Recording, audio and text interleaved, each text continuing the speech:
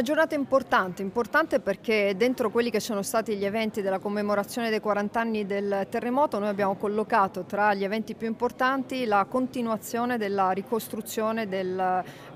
castello di Colloredo di Monte Albano. Per noi è estremamente importante, oggi abbiamo in qualche modo festeggiato, come fanno i friulani, il posizionamento del tetto, della prima parte del tetto. È un momento importante, intanto per ringraziare tutti coloro che stanno lavorando davvero in modo esemplare ad un'opera complessa, molto complessa anche perché tante sono le istituzioni interessate, ma anche perché il lavoro è un lavoro veramente complicato, di ricostruzione, di consolidamento, di recupero e ovviamente anche di ristrutturazione delle parti che si sono recuperate e che adesso sono antisismiche e a norma. Quindi questo è un fatto estremamente importante per la nostra comunità, come veniva ricordato, ma credo anche per il lavoro sapiente che stanno facendo i lavoratori, le imprese, a cui va il ringraziamento della Regione.